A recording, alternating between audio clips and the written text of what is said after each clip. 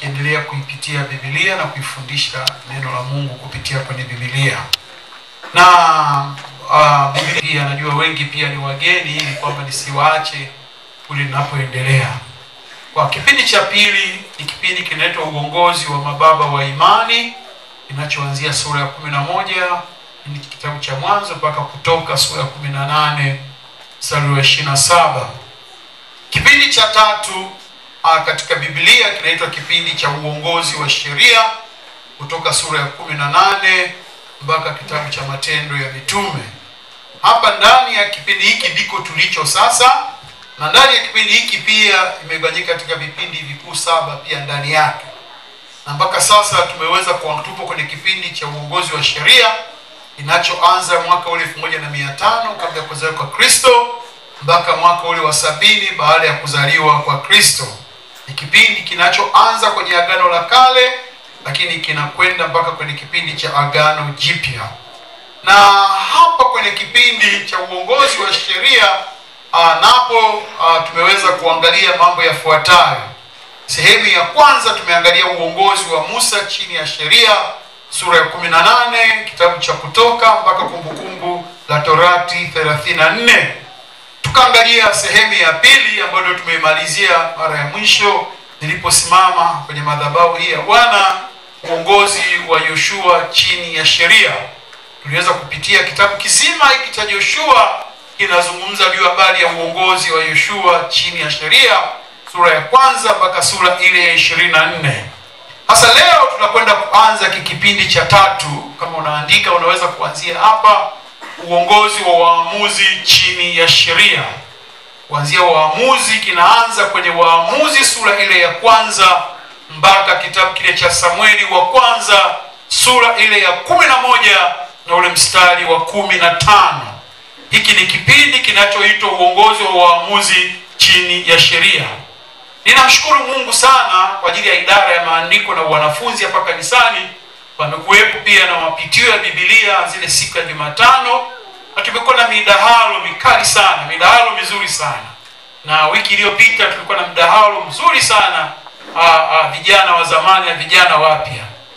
Mungu awabariki sana. Na tuliweza kupitia kitabu cha Waamuzi, na kwa hiyo ninachofundisha hiki kwa wale ambao waliokuwepo kwenye siku zile za Jumatano, inaweza kawasaidia sana kuongeza maarifa kupitia kwenye yale walioyapata. Uongozi wa waamuzi chini ya sheria. Na leo nitakuwa nakwenda kuanza tu kuweka msingi kwenye ambao naita utangulizi. Msingi huu wa uongozi wa waamuzi chini ya sheria. Nitazungumza mambo machache kama msingi wa hiki ninachokwenda kukifundisha. Lengo halisi nitakapokuwa sasa nikiingia kwanza kuchambua Biblia yenyewe, basi utakuwa umenielewa, utakuwa unanielewa vizuri zaidi. Na kitu cha kwanza kabisa ni vizuri kuelewa mwanzo wake. Hiki kipindi cha Waamuzi mwanzo wake umeanzaje? Ni kitu gani kilifanya kipindi hiki kiweze kuwepo?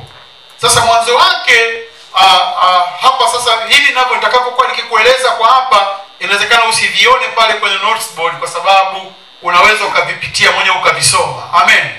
Nikisema na kuwekea kile kitu pale, utaacha kunisikiliza, utakuwa unakiandika kile, na maana yake kuna vitu vingi vitakupita. Kwanza kitu cha kwanza ninachotaka ukielewe ni kwamba Yoshua alikuwa ni kiongozi bora. Wote tunafahamu, tulisoma habari zake kwamba alikuwa ni kiongozi bora aliyelipigania taifa lake. Kwamba tumeona alifanya mambo makubwa sana wakati tukipitia kitabu cha Yoshua. Lakini palipo na ubora kuna madhaifu. Asiyekuwa na udhaifu ni Mungu peke yake. Sawa sawa. Udhaifu wa Yoshua ambao tunauona sasa, ambao ndio mwanzo wa kitabu cha kipindi cha Waamuzi, tunasema kinatokana pia na udhaifu wa Yoshua. Kwamba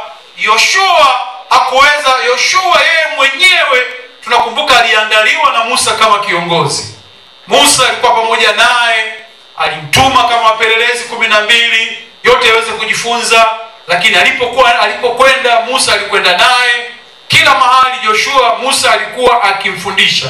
alimwandaa kuwa kiongozi, lakini Joshua hakuweza kufanya hivyo. Huo ni udhaifu, na hicho ni kitu ambacho sisi kama viongozi ambao tunasimama katika maeneo mbalimbali, yawe ni maongozi ya kiutawala katika kanisa, yawe maongozi ya kiutawala katika maeneo yoyote yale, tunapaswa kujifunza kwamba tunapokuwepo kwenye maongozi, basi tujifunze kuandaa watakaochukua nafasi pale ambapo sisi tutakuwa hatupo. Bwana Yesu asifiwe. Bwana Yesu asifiwe sana. Kwa hiyo ukisoma Waamuzi ile sura ya kwanza na ule mstari wa kwanza na kuendelea pale, mistari ile ya pale mwanzo kabisa inaeleza juu habari ya kifo cha Yoshua, ambacho ndio tulimalizia kwenye kitabu cha Yoshua. Na kwenye Waamuzi inaanza na kifo cha Yoshua, ikieleza baada ya kifo chake hapakuwepo na kiongozi aliyeweza kusimama na kuweza kuliongoza taifa la Israeli. Hivyo wana wa Israeli ibidi waende kwa Mungu kumuomba na kujiuliza kwa Mungu itakuwaje. Amen. Hapa ndio mwanzo sasa wa kipindi hiki cha Waamuzi kinaanza katika nafasi hiyo. Sasa tunaposema hivyo, maana yake nini?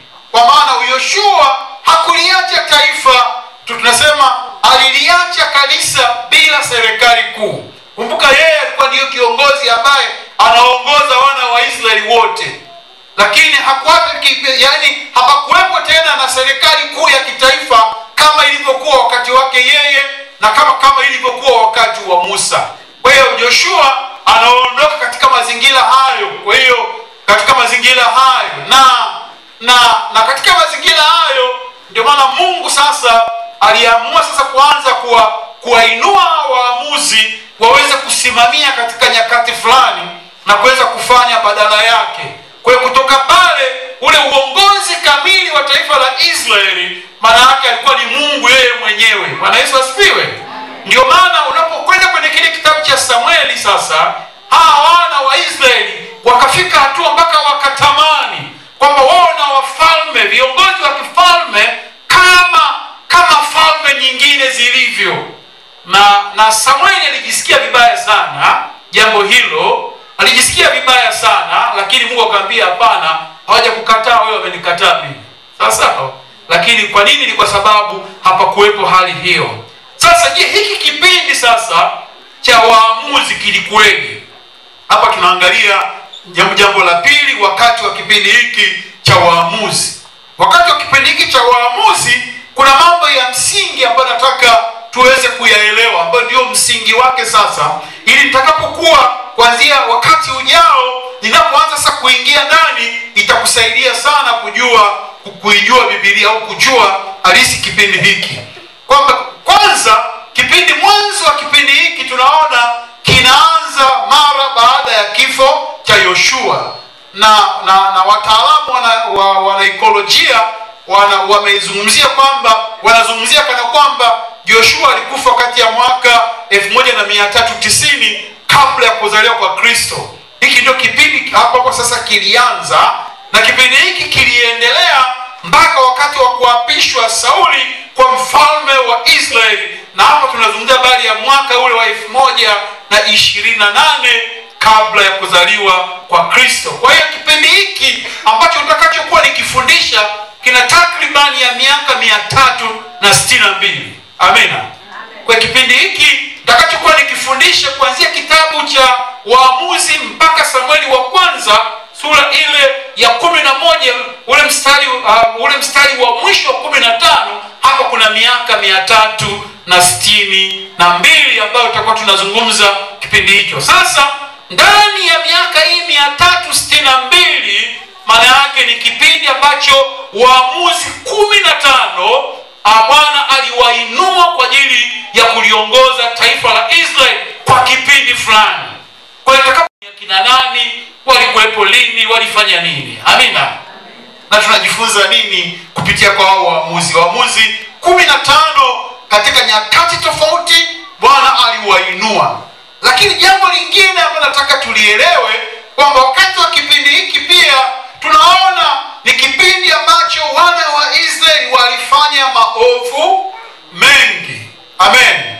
Ni kipindi ambacho wana wa Israeli walifanya maovu mengi, na hasa maovu yaliyomkasirisha Mungu kuliko mengine yote ni wao kuabudu miungu ya kigeni. Na kupitia kwenye yale maovu, kwa hiyo Mungu alikuwa anaruhusu maadui wa taifa la Israeli kuweza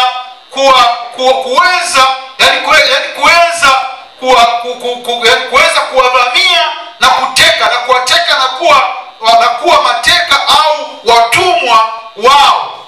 Na ukisoma mfano sura ya 2 ule mstari wa 14 unaweza kaona jambo hili ambalo nalizungumza. Kwa wakati wako unaweza kusoma sura ya 2 mstari wa 14.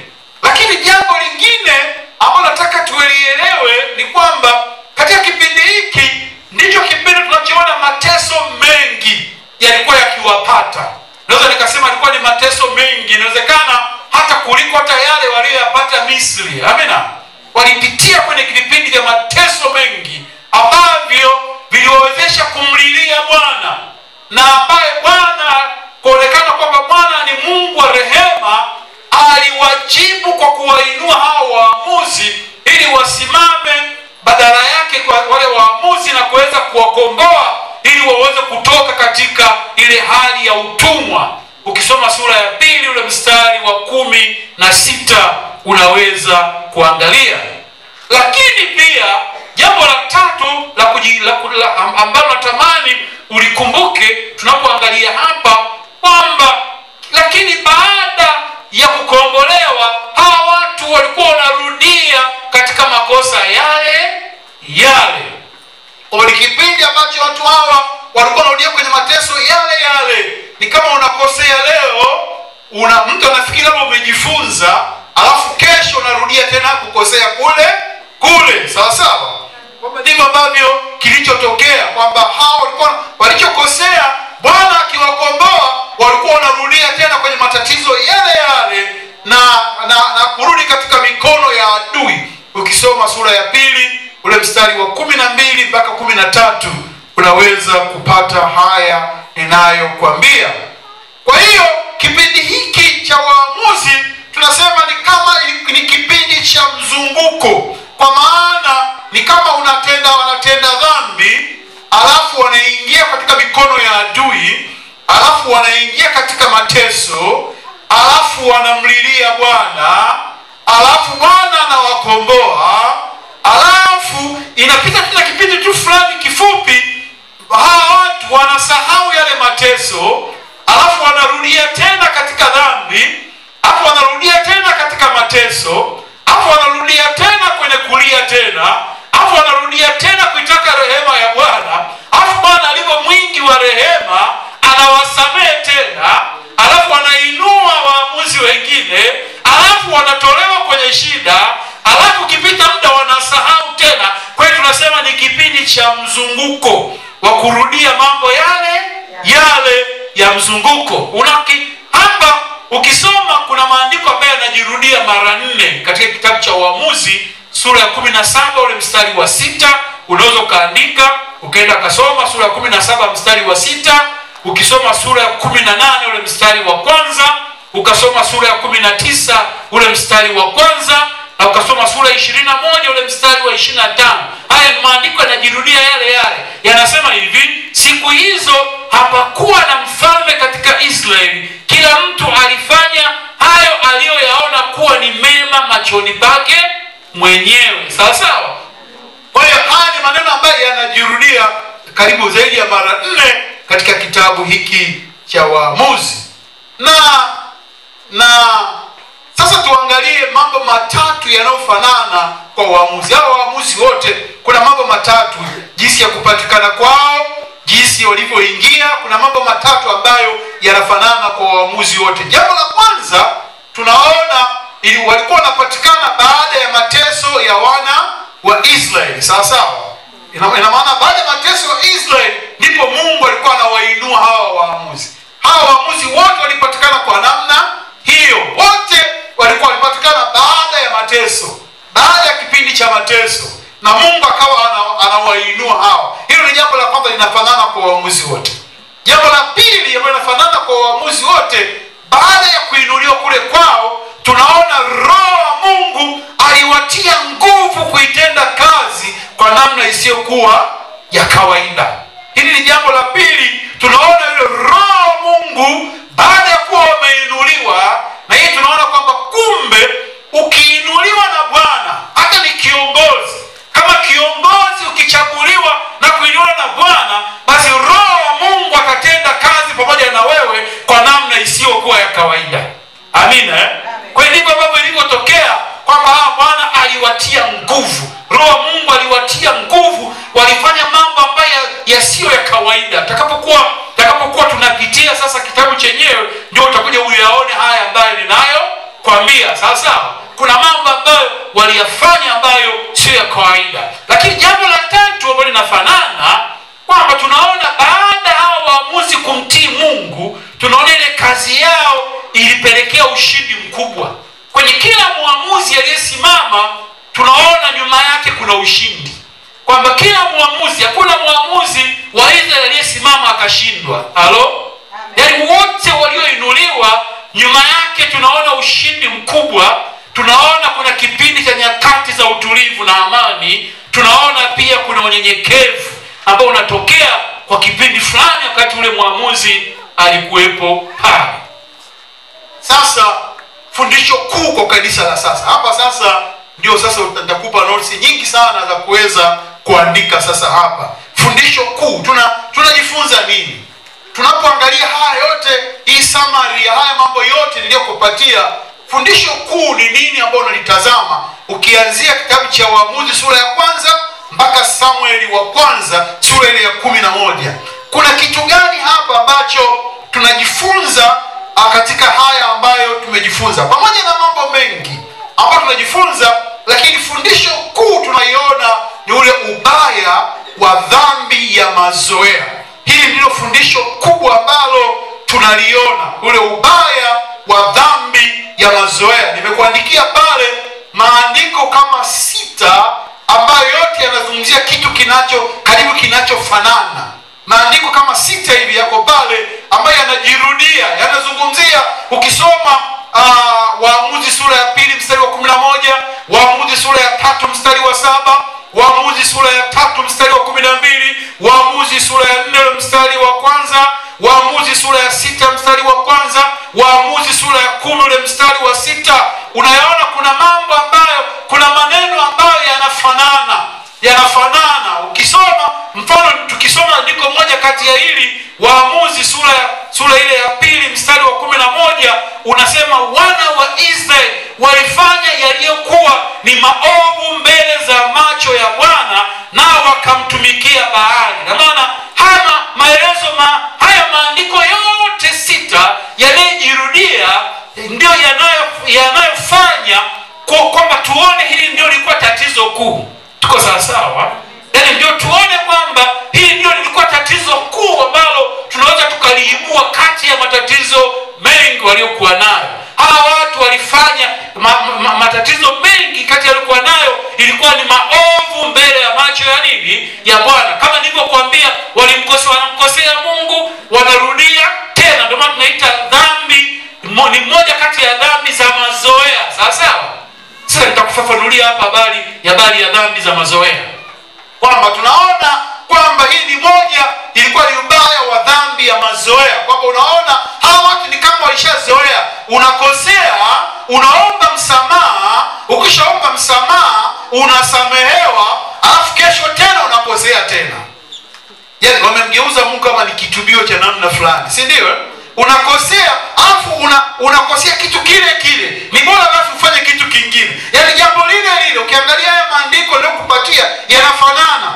Kuna jambo lile. Sawa? Lile wanakosea, wanapata kibano. Mungu anajua labda hili sasa litawasaidia kujirekebisha, lakini hawajirekebishi, wanarudia tena. Waamuzi, lakini ndilo tatizo ambalo tunaliona kwenye kanisa la sasa, likitesa kanisa la sasa. Bwana Yesu atusaidie. Kwamba hilo ndio tatizo ambalo lilitesa kwa wana wa Israeli katika kipindi cha Waamuzi, na ndio tatizo ambalo linalitesa kanisa la sasa. Kanisa la sasa linateswa na dhambi ya mazoea. Yaani kuna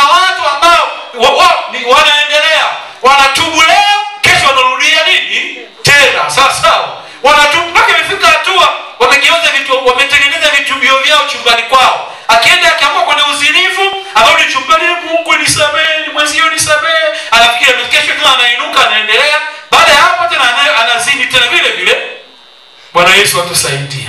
Mwambie jirani yako, acha dhambi za mazoea.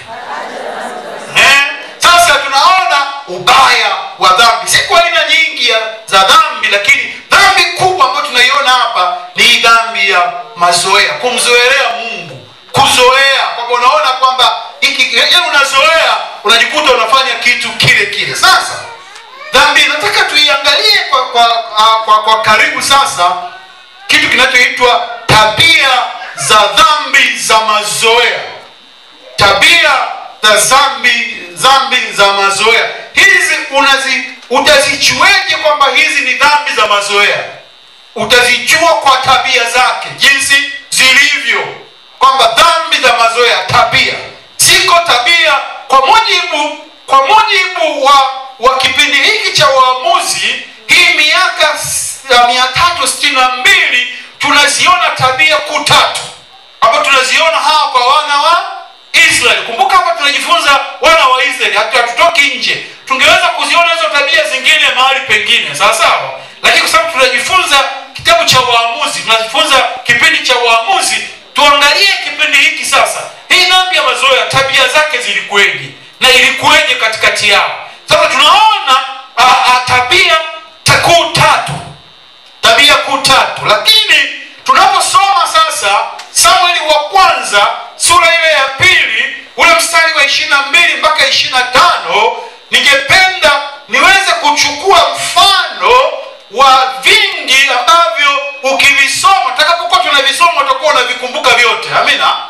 Lakini kwa leo nataka tu nikupeleke tu, nikuangazie tu kwenye Samueli tu ya 2 sura ya 22, tuone hawa wenzetu. Hawa watu ni kipindi cha Waamuzi hicho ambacho tunachojifunza kwenye Samueli wa 2 ule Samueli wa kwanza sura ya 2 ule mstari wa 22 mpaka 25. Hapa tunaona watoto wa mtu aliyekuwa kuhani na nabii Eli. Huyu alikuwa ni mtumishi wa Mungu ambaye Mungu alimtumia kama mwamuzi, lakini pia kama kuhani, na alikuwa na watoto wake. Hawa watoto walikuwa wakihudumu kwenye madhabahu ya Bwana, wakimtumikia Bwana katika hema ya kutania. Lakini hii nataka tuchukue kama mfano halisi wa dhambi za mazoea kwa wana wa Israeli. Ningeweza kuainisha nyingi, lakini kwa sababu tutapitia baadaye, ili nisipoteze muda wangu, utakwenda kuviona hivi vitu tutakapokuwa tukijifunza. Amina. Utakwenda kuviona utakapokuwa unajifunza, utalilete. Kwa hiyo tunaona kupitia kwa tunaona mfano halisi wa dhambi za mazoea kwa wana wa Israeli, lakini pia ndio mfano wa wakati huu wa sasa katika kanisa la sasa. Sasa nataka tusome kwa ufupi hayo maandiko kwa haraka. Samueli wa kwanza sura ile ya 2 22 mpaka 25. Nataka nisome. Basi Eli alikuwa mzee sana, naye alisikia habari za mambo yote ambayo wanawe waliwatenda wa Israeli, na jinsi walivyolala na wanawake waliokuwa wakitumika mlangoni pa hema ya kukutania. Mstari wa 23. Akawaambia, mbona mnafanya mambo haya? Sasa huyo ni baba yao Eli anasema, mbona mnafanya mambo hayo? Maana nasikia habari za matendo yenu mabaya kwa watu hawa wote. Sivyo hivyo wanangu, kwa maana habari hii mnaisikia si habari njema. Mnawakosesha watu wa Bwana. Mtu mmoja akimkosa mwenzake, Mungu atamhukumu. Lakini mtu akimkosa Bwana, ni nani atakayemtetea? Sasa nataka ule mstari unapopata, nataka sasa pigia mstari hapo sasa. Asema, lakini hawakuisikia sauti ya baba yao. Nataka hilo neno ulichukue. Lakini hawakuisikia sauti ya baba yao, kwa sababu Bwana amekusudia kuwaua. Kwa tunaona hawa wana wa Eli walikuwa ni watumishi, kama tunavyoona watumishi leo wanaohudumu kwenye madhabahu ya Bwana, kama tunavyoona waimbaji hapa praise team kama waliotoka hapa kwenye Sounds of Hope wako hapa, kama tunavyoona wachungaji kama mimi ninavyohudumu mahali hapa, kama tunavyoona wainjilisti, kama tunavyoona watumishi mbalimbali ambao wanaaminika katika jamii kwamba hawa ni watumishi. Amina. Wanasimama mbele yetu, wanatuhudumia neno, wanatuelekeza neno. Kwa hiyo hawa walikuwa wakitumika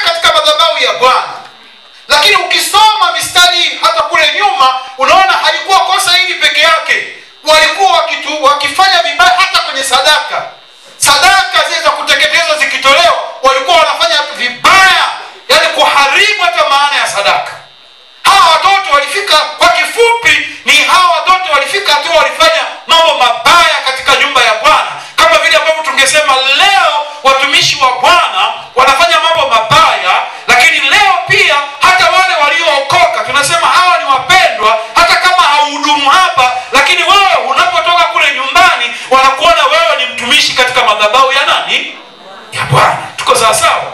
Kwa tunaona hawa watoto wa Eli, tunaposema watoto maana walikuwa ni watu wazima, walifika tu mpaka walioa.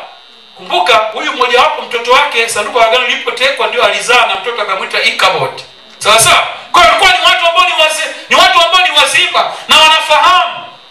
Lakini hawa watu walifika hatua na kufanya vitendo vya uzinifu mpaka katika madhabahu ya Bwana. Anakaa pale mlangoni, akipika mwanamke anayemtaka, atamchukua, atakwenda kuzini naye. Sasa hayo yote yakawa ni machukizo mbele za Bwana, na Eli akamfikia, na Eli akawaonya, sio mara moja, akawaonya tena na tena, na madhara ya kufanya dhambi ya namna hiyo katika nyumba ya Bwana. Maana unapofanya dhambi na mimi katika nyumba ya Bwana, hapo sasa haumkosei yule unayefanya naye tu, unamkosea na Bwana. Ndio maana anasema ukimkosea mwenzako Bwana atakusaidia. Lakini je, ukimkosea Mungu, ni nani atakaye kusaidia sasa? Sawa sawa? Kwa tunaona hawa walikuwa wanafanya hii ndio inaitwa dhambi ya mazoea. Walifika hatua wamezoea madhabahu, wamezoea kama ilivyo leo hii. Unakuta wainjilisti wamezoea madhabahu, wachungaji wamezoea madhabahu, waimbaji wamezoea madhabahu. Anatoka kwenye uzinzi wake, anatoka kwenye madhabahu ya Bwana, anahubiri, anafundisha kana kwamba hakuna tatizo lolote lililotokea. Hiyo ndio dhambi ya nini? Ya mazoea. Bwana Yesu atusaidie. Amen. Sasa dhambi hii ina tabia gani? Ziko tabia kuu tatu. Ziko tabia nyingi sana ambazo tungeweza kuchambua kama tungekuwa nje ya kipindi cha Waamuzi. Sasa kwa sababu nasitiki kwenye Waamuzi, nitabaki hapa kwa Waamuzi ili nipate reference nisitoke nje. Tunaona tabia tatu. Tabia ya kwanza, dhambi hii ni kujirudia tena na tena. Tunaona tabia ya kwanza, dhambi hii ni kujirudia tena na tena. Unaona, ukitaka kujua ni dhambi ya mazoea, ni pale ambapo inajirudia tena na tena. Unaposema Mithali 28:13, afichaye dhambi zake atasamehewa, bali yeye aziungamaye na kufanya nini? Na kuziacha atapata nini? Rehema. Unaona kinachotokea. Lakini sasa unaporudia, ukarudia, hiyo rehema unaipata wapi? Halo? Kwa tunaona dhambi hii ni ile kujirudia tena na tena. Na andiko ambalo nataka tuliangalie ni sura, tukisoma Waamuzi sura ya 10 ule mstari wa 6. Waamuzi 10:6 inasema, kisha wana wa Israeli walifanya tena yaliyo maovu mbele za macho ya nani? Ya Bwana. Nataka upigie mstari tena. Sawa sawa? Walifanya nini? Tena. Sasa neno tena lina maana kujirudia. Tuko sawa sawa? Yaani kurudia kitu tena. Nataka nirudi tena.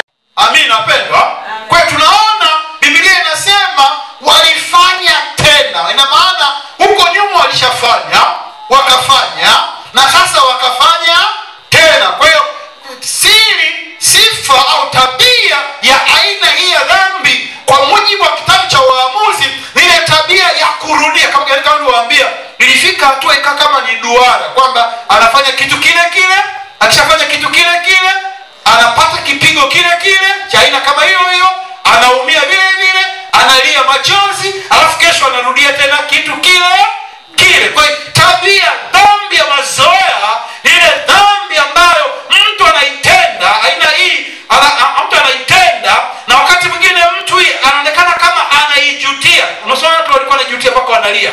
Anajutia lakini anaendelea Mfano dhambi ya uzinzi, wewe unajijua ni mzinzi, unafika unajuta, kwa nini nimefanya dhambi hii?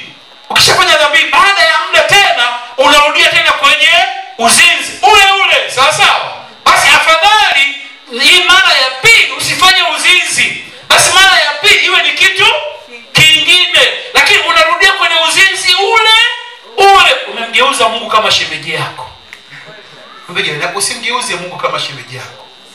Ndivyo watu wa kizazi cha sasa, mgeuza kama Mungu kama mjomba wao au shemeji yao. Kwa hiyo unarudia kile kile, kwamba unafanya lile lile, unarudia vile vile. Unakuta kwenye uzinzi, unafanya uzinzi ule ule, unarudia tena. Kwenye ulevi, unapata matatizo, unarudia pale pale. Kwenye masengenyo, unaonywa mpaka umebananishwa, mpaka ukaitwa mbea, ukajuta. Kwa nini umebananishwa na umbea? Lakini kesho unaendelea kupiga huu. Mbele yako, acha mchezo. Ukisoma mwandishi wa Waebrania anajaribu kuielezea dhambi hii ya kujirudia, lakini yeye anataja kwa namna nyingine. Waebrania sura ya 12 anasema, basi sisi pia kwa kuwa tumezungukwa na wingu kubwa la mashahidi namna hii, tuweke kando kila mzigo mzito wa dhambi, ile ituzingae kwa namna gani? Ituzingae kwa namna gani? Hiyo ituzingae kwa wepesi. Ndiyo hiyo dhambi ya kufanya nini? Ya kujirudia. Yaani ukitoka umeshazingwa, achana na hivyo. Mungu atusaidie. Haya, tuje kwenye tabia ya pili. Nataka nifike hatua fulani. Tabia ya pili, kwa mujibu wa kipindi cha Waamuzi miaka 362, tunaona kuna kitu kinafanyika ambacho tunaupata tabia ya pili. Dhambi hii haitoki isipokuwa kwa toba ya kweli tu. Tuko sawa sawa? Tunaona dhambi hii haitoki isipokuwa kwa toba ya nini? Ya kweli. Sasa hiki kitu unakiona kwa hawa watu. Hawa watu walikuwa wakitubu, na baada ya kutubu alafu wanasamehewa, wakisamehewa alafu wanarudia tena. Ipo walikuwa na toba ya kweli hawa? Hapana. Tuko sawa sawa? Kwa hiyo ndivyo ambavyo ilivyo hata kanisa la sasa, kwamba watu wako hivyo. Ukisoma ule mstari, nataka tuangalie kwenye maandiko sasa. Nataka tuangalie sura ya 3 na sura ile ya 4 ambazo zinafuatana. Tuangalie kwenye Waamuzi hapo sura 3 na 4. Sura ya 3 mstari wa 15. Lakini wana wa Israeli walipomlilia Bwana, Bwana akawainulia mwokozi, Ehudi mwana wa Gera. Unaona hata walikuwa kama vile wanatoba hivyo, wanalia. Wakalia, Mungu tumepigika, tusaidie. Alafu Mungu akawainulia anaitwa Ehudi mwana wa Gera. Ukitoka pale sura ya 3, sasa nenda toka pale tu, nenda kwenye sura ya 4.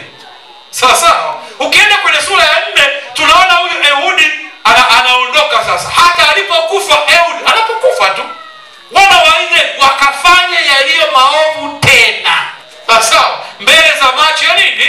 Ya Bwana. Kwa hiyo hawa watu ina maana kwamba ni kama wokovu wao ulikuwa umejishikiza kwa Ehudi. Tuko sawa sawa? Yaani sawa sawa na watoto nyumbani, wokovu wako umejishikiza kwa wazazi, kwa sababu mzazi ananiangalia kila wakati, ananiangalia, we Halima, uko chumbani umelala. Basi kwa sababu unafuatiliwa ndio maana hautoki. Lakini mzazi akiondoka unaruka nini? Ukuta. Sawa sawa? Hiyo sio toba. Lazima haitoki. Tunasema ni aina ya dhambi ambayo haimwachi mtu hadi afanye toba ya kweli mbele za Bwana. Ni aina ya dhambi ambayo nataka nikwambie, hata kama ukilia, hata ukiona nimesema hapa machozi mengi bila kusudio la badiliko la ndani, haikusaidii kitu. Kuna watu wana machozi ya karibu, analia na kulia, analia. Unaona watu hawa pia hapo walikuwa wanalia hata wakati ule. Ukisoma ile Samueli wa kwanza sura ile ya 4, ukienda kwenye sura ya 4 pale lilipotekwa sanduku la agano, hawa watu walilia mpaka kile kilio kikuu. Sawa sawa? Na maana watu hao walilia, lakini kwa sababu ni dhambi ya mazoea iliendelea kuwamaliza, kwa sababu hawakutubu, wakarudia tena, wakarudia tena, wakarudia tena. Ndio maana Paulo katika Wakorintho wa pili sura ya 7 ule mstari wa 10, Paulo Wakorintho wa pili 7:10, nimekuandikia andiko hilo pale. Sasa maana huzuni iliyo kwa jinsi ya Mungu hufanya toba liletalo wokovu lisilo na majuto, bali huzuni hufanya dunia, hufanya mauti. Kwa hiyo kwamba tukitaka tuweze kusalimika, ukitaka utoke hapa ulipo, kusudia moyoni mwako, sawa sawa, kusudia moyoni mwako kubadilika. Ile toba ya kweli ndio pekee inaweza ikakutoa katika vifungo vya dhambi. Bila kuwepo na toba ya kweli huwezi. Ndio tabia yake. Ukishafungwa unabaki hivyo, wewe ni mfungwa tu, uko pale weka. Twende tuangalie tabia ya tatu. Tabia ya tatu, huizoea dhambi na kuona kuwa ni kitu cha kawaida. Ya tabia ya tatu sasa, kwa sababu ni dhambi inayojirudia, sawa, ni dhambi inayojirudia, ni dhambi sasa ya mazoea. Kama nilivyosema, ni dhambi ya mazoea. Kwa hiyo inakupelekea kwenye kuizoea. Inafika hatua kwamba sasa unaona kuwa ni kitu cha kawaida. Alafu shetani anakuambia, wewe unahangaika nini? Wewe unaimba kwaya, wewe unafahamu na mwanakwaya fulani naye anafanya kitu hicho hicho. Unafahamu wewe si ni mchungaji, wewe na mchungaji na mtumishi fulani, unaona yule mtumishi wa Mungu yule, na hivi ana kimada wake pembeni. Kwa taratibu unaanza kujiona kama ni kitu cha nini? Cha kawaida. Yaani unaona kama sasa ni kawaida, unaizoea dhambi na kuona kwamba ni kitu cha kawaida, kwamba hii dhambi sasa ni kitu cha kawaida. Unaposoma Waamuzi sura ya 17 ule mstari wa 6 inasema, siku hizo hapakuwa na mfalme katika Israeli, kila mtu alifanya hayo aliyoyaona kuwa ni mema machoni pake mwenyewe. Kwa alifanya maana aliona ni ya kawaida. Sawa sawa. Kwa hiyo uizoea dhambi na kuifanya kuwa ya kawaida. Na huo ndio mpango wa shetani ambao ameliingiza kanisa kwenye kuzoea. Wachungaji wamezoea, wanaanguka kwenye dhambi, kesho anakwenda na hubiri madhabahuni, anajiona kwamba yuko sawa. Sijui watu wanajiita mitume, yuko vile vile. Sijui nani, sijui manabii, wanajiita manabii, wanatenda dhambi. Kesho kuna nabii mmoja jana ametoka ndani yake kizungumzia, nabii mkubwa sana na pengine mmeshamsikia sana. Kuna mmoja amemuumbua kwamba hata ule mke aliyenaye sio wa kwake. Sasa ukishasikia habari ya nabii kama huyo, wala sitaki kumtaja hapa. Ukisikia habari za nabii kama unasema hata nabii fulani na maji yake ya upako nimetumia na mafuta yake ya upako na nimekanyaga na mafuta. Alafu sasa unafikiri kama yeye yuko hivi kwenye uzinifu, unafikiri mimi ni nini? Kwa hiyo unaanza kujiona kwamba unajihesabia haki. Unaanza kujiona kwamba hiki ni kitu cha kawaida. Hiyo ndio tabia ya dhambi ya mazoea. Inafanya ufike hatua. Siku zote wanasema hivi, ukitaka kumuua chura, ukisema umwagie maji, atafanya nini? Anaruka. Lakini chura huyo unaweza kummaliza vizuri. Na ndivyo hapo shetani anawamaliza watu wa Mungu vizuri sana. Unamweka kwenye maji, alafu kisha mweka kwenye maji, unakatia na kitunguu, katia na nyanya zako pale, mimina na mafuta yako pale, chemshe taratibu. Anaanza anapiga mbizi, anaogelea mbizi, anaendelea. Amana ni kawaida mpaka mwisho wa siku huyo, mpaka anaungulia huyo. Mwisho wa siku kitoweo kiko wapi? Mezani. Walio wengi wameshageuzwa kwa vitoweo vya shetani, kwamba mnamalizwa kidogo kidogo, unajiona hiki ni kitu cha kawaida. Wewe ni mwimbaji wa praise team, nasema hapana na mtu fulani anafanya. Ngoja nikwambie, wokovu ni wako binafsi. Maisha yako ya wokovu ni wewe binafsi na Mungu wako. Usimwangalie mtu fulani anafanya nini. Maana ulipoitwa wewe, hamkuitwa pamoja na yeye. Uliitwa wewe peke yako. Kama ni utumishi, tumesoma habari watoto wa Eli walifanya uzinzi mpaka wapi? Mpaka madhabahu. Wakigeuza madhabahu ndio kitanda cha nini? Cha uzinzi. Wenzao wanatoa sadaka pale za kuteketeza, wao ndio kitanda cha uzinzi. Sasa hivi nafikiri watu walikuwa wanaona wa nje. So wanasema kama tu makuhani wale wanafanyia madhabahu, je, sisi tuendeleaje tu? Uchafu juu ya uchafu. Bwana atusaidie. Chafu juu ya uchafu. Ndivyo lilivyo kanisa la sasa. Unaposoma Daniel 12, kuna kitu ambacho Daniel anaonyesha. Daniel 12 ule mstari wa 10. Daniel anaonyeshwa juu habari ya siku za mwisho. Biblia Daniel anasema kwamba wengi wakiwa wamejitakasa na kujifanya kuwa weupe, lakini wakiendelea kufanya mabaya. Ndivyo ilivyo. Watu wanaonekana kama weupe. Kisikia habari ya mtumishi wanaonekana kama ni mweupe. Nasikia habari za waimbaji wa nyimbo za Injili, habari wanazozifanya, yani mpaka unaweza kalia machozi kwamba hizi nyimbo ambazo wanazisikia nizifute sasa. Mimi kuna baadhi ya waimbaji hata nyimbo zao sisikilizi tena. Yaani nikianza kusikiliza inanijia habari ya usagaji. Bwana Yesu atusaidie. Watu wamezoea, wanajifanya nini? Weupe. Lakini ubaya wanaendelea kufanya nini? Kufanya. Sasa nataka tuangalie madhara ya dhambi hii. Na yako madhara mengi sana, lakini tunaangalia kwenye kitabu hiki, kipindi hiki cha Waamuzi, ili nitakapokuwa sasa tunapitia, basi tutayaona hayo tutakapokuwa tunaangalia huko. Kumbuka leo mimi naweka tu msingi, somo lenyewe ndio litakuja kufuata sasa. Kitu cha kwanza ambacho tunakiona kwenye kitabu hiki cha Waamuzi kutokana na dhambi hiyo, nataka na wewe uelewe hiki unachokifanya kina matokeo. Kila kitu unachokifanya kina matokeo hasi au nini? Chanya. Sasa jambo la kwanza, madhara ya kwanza, dhambi inaua. Nataka ujue ya kwamba dhambi inaua. Chochote unachokifanya, dhambi yoyote unaifanya, jua kwamba dhambi sio rafiki yako. Dhambi sio mjomba wako. Dhambi sio mzazi wako. Dhambi inaua. Dhambi ni adui yako. Iko pale kwa ajili ya kuua. Dhambi inaua. Tena inaua kiroho na inaua kimwili. Hiki tunakiona kwenye Samueli wa kwanza sura ya 4:11. Kumbuka nimekwambia nakupa pia mfano kupitia kwa hao watoto. Kitu gani kilichoendelea? Hapa tunaona wakiburudika na viburudisho vyao kule kwenye nyumba ya Bwana, wakifanya uzinifu, wakifanya nini? Je, ule uzinifu uliendelea? Haukuendelea. Ukisoma sura ile ya 4, Samueli wa kwanza sura ya 4 mstari wa 11, Biblia inasema hilo sanduku la Bwana likatwaliwa, Hofni, Finehasi, wale wana wawili wa Eli wakauawa. Lakini ukasoma nyuma ile mstari wa 10, Biblia inasema juu ya habari watu wengi waliuawa, zaidi ya 30,000. Sawa? Kwa kuna watu wengi waliuawa, lakini hata wa vijana waliuawa. Kwa tunaona pamoja na uzinzi wote waliofanya, lakini dhambi inaua. Waliuawa, tena kifo kibaya, waliuawa. Na ndio maana kwenye Warumi 6:23 unasema mshahara wa dhambi ni nini? Ni mauti. Sawa? Kwa maana kama ni mshahara wa dhambi ni mauti, maana yake dhambi inaua.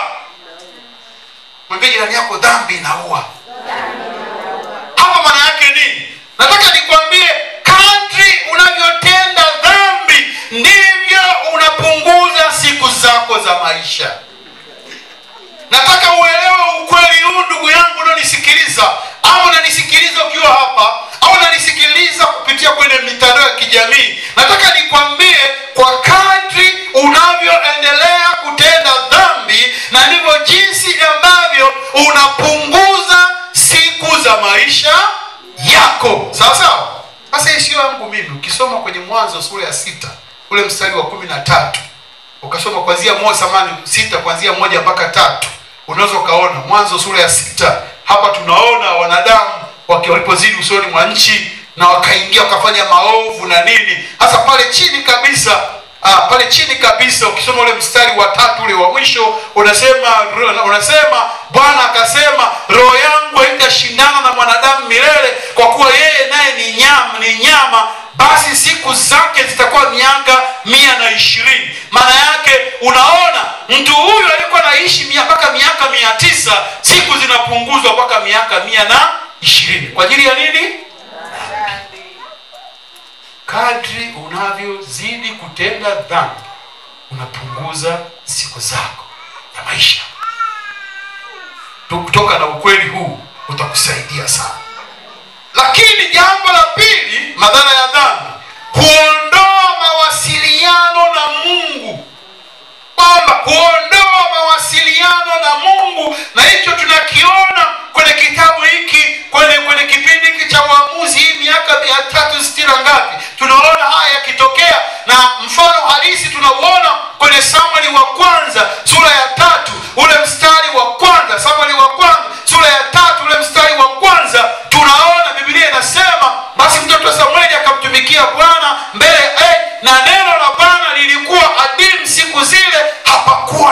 ufunuo dhahiri.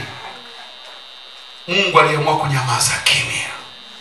Halo? Ukiendelea na dhambi, Mungu ananyamaza kimya, anakuacha uendelee. Unaanza kuongozwa kwa akili zako, unaanza kuongozwa kwa matako yako, unaanza kujiongoza mwenyewe. Kwa kadri unavyotenda dhambi, ndivyo unavyomzuia Roho Mtakatifu kutenda kazi ndani yako. Kadri unapotenda dhambi, unamzuia Roho Mtakatifu kutenda kazi ndani yako. Jambo la tatu, huondoa uwepo wa nguvu za Mungu katika maisha yako. Dhambi inaondoa uwepo wa nguvu za Mungu katika maisha yako. Hapa kumbuka, tunaangalia hii miaka 360 na ngapi ya Waamuzi. Haya ndio yako pale. Na ukienda kwenye Waamuzi sura ya 16 ule mstari wa 20, tunaona pale habari za Samson. Wote tuko aware na habari za Samson. Kama mnadhiri wa Bwana, alifanya mambo makubwa sana. Alikuwa na nguvu nyingi sana. Aliweza kuwaua Wafilisti wengi sana. Na maana alikuwa na nguvu sana. Lakini ukisoma ule mstari wa 20 sasa, na ndipo Biblia inasema kisha akasema Samson, Wafilisti wanakujia unidelila sasa. Akaamka katika usingizi wake akasema, nitakwenda nje kama siku nyingine na kujinyoosha, lakini hakujua ya kuwa Bwana amemwacha. Ngoja nikwambie, Samson baada ya kutenda dhambi, nguvu za Mungu zilimtoka. Sawa? Ndivyo ilivyo. Kadri unapozidi kutenda kazi, ile nguvu ya Mungu inatoka. Alafu mbadala wake unaingia. Sasa unaweza ukafikiri kwamba hii ni nguvu ya Mungu, kumbe sasa ni nguvu ya shetani. Mungu alishakuacha tayari. Mungu alishakuacha tayari. Kwa zile nguvu za Mungu zinakuacha. Kwamba nataka nikwambie mpendwa, tunashinda vita, tunashinda majaribu sio kwa sababu ya nguvu zetu. Tuko sawa? Sio kwa sababu ya nguvu zetu. Sio, ni kwa ajili ya nguvu za Bwana. Na unaposema Waefeso sura ya 6 ule mstari wa 10, Paulo anapoandikia habari ya silaha na mambo mengine pale, anasema hatimaye mzidi kuwa hodari katika Bwana, katika uweza na nguvu zake. Kwa hiyo kinachotuwezesha sisi ni nguvu za Bwana. Nguvu ya Bwana inayetenda makuu ndani yetu, tunamshinda shetani. Kwa nguvu za Bwana inayotenda makuu ndani yetu, tunaweza kushinda na zaidi ya kushinda. Lakini tukiondoa nguvu za Bwana, hatuwezi kitu. Na tunapotenda dhambi, maana yake ile nguvu ya Bwana inatoka. Kama Samson ilivyotoka, akasema na sasa nitakwenda kama siku nyingine, akifikiri ni yule Samson wa kawaida, lakini kumbe hakujua ya kwamba kwa ile tukio alilolifanya, nguvu zilikwisha ondolewa. Ndicho kinachotokea mpendwa. Nguvu zinatolewa. Bwana Yesu atusaidie. Unajikuta unatembea, nguvu ya Bwana haiko tena na wewe. Ndicho kilicho katika kanisa la sasa. Haitembei tena na nguvu za Bwana. Watu sasa hata ile kuyaona maono ya Bwana imekuwa ni adimu nyakati za sasa. Sababu ile nguvu ya Bwana haimo tena kwenye kanisa la sasa. Kwa sababu watu wanafanya vile wanavyoweza. Wamegeuza kuwa kwenye dhambi ya mazoea, inalitafuna kanisa la sasa. Hebu Mungu atusaidie. Turudi kwenye nafasi yetu.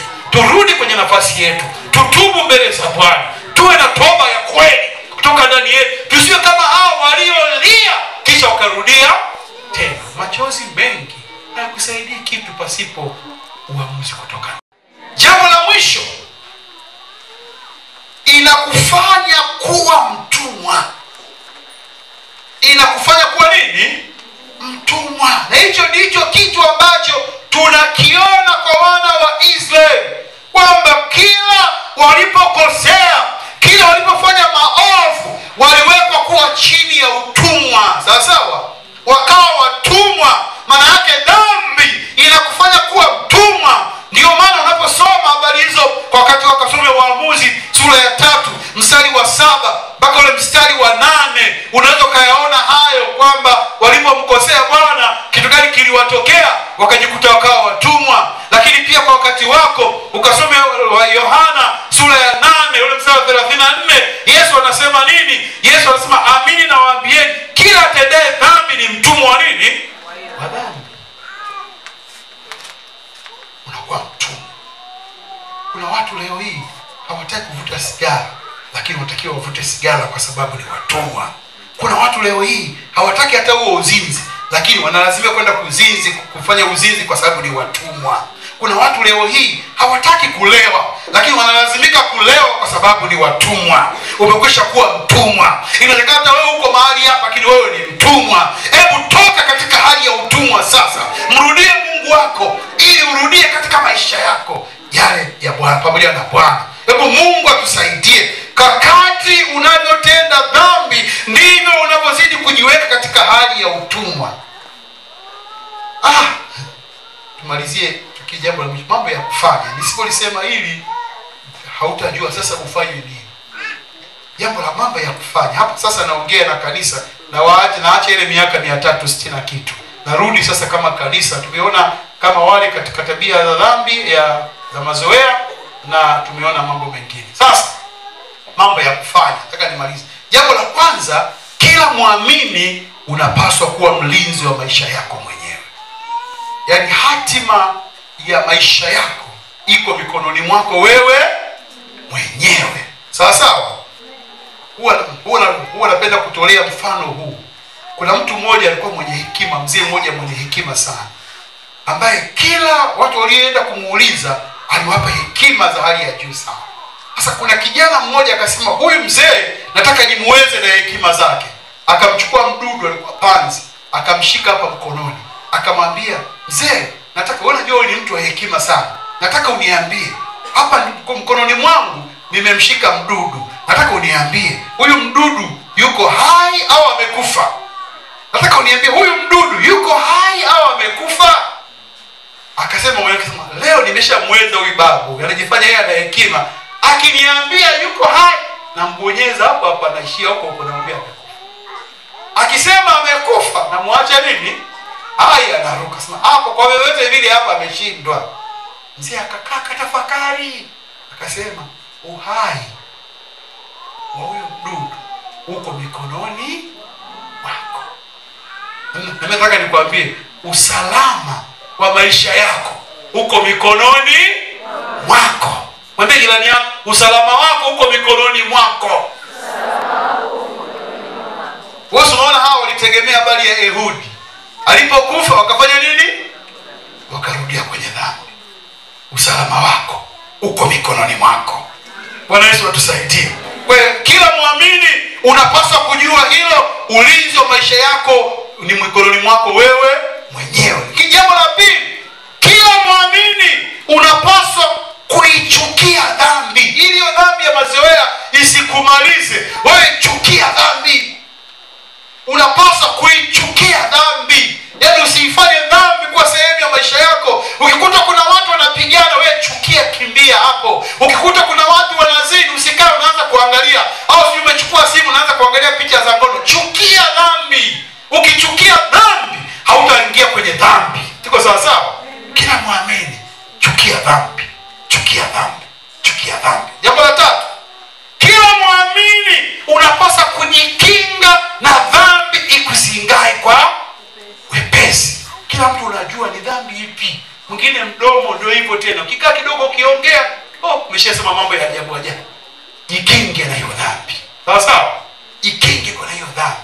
Lakini jambo la mwisho, ikiwa umetokea ukao hii dhambi inakusumbua, hakuna njia nyingine. Ungama dhambi hiyo ili upate rehema za Mungu. Ungama dhambi hiyo. Usikae ukajiungamisha wewe mwenyewe. Nenda kwa mtumishi wa Mungu. Nenda kwa mtumishi wa Mungu unayejua huyu atakusaidia. Iungame hiyo dhambi. Vinginevyo itakutafuna. Mungu atusaidie. Simama pale ulipo. Nataka tuende mbele za Bwana. Tukamwambie Mungu wetu. Mungu atusaidie. Leo nimeweka tu msingi. Tutakapokuwa tunaendelea na masomo haya ndio utayaona vizuri. Sasa hivi nimepita leo kama msingi tu kwa somo langu la miaka 362. Tutakapokuwa tunalipitia kipindi hicho vitu gani vilikojitokeza, utakapokuwa utakuwa ukiviangalia na kujifunza mambo mengi kupitia kwenye hilo. Sasa simama pale ulipo. Nataka simama pale ulipo sasa. Tumejifunza leo kitu cha muhimu sana na ambacho kinalitesa kanisa la sasa. Nataka nikwambie robo 3 ya kanisa la sasa wanatafuna na dhambi ya mazoea. hata wale ambao pengine wewe unaowaamini kabisa kabisa kabisa, miongoni mwao wanatafunwa na dhambi ya mazoea.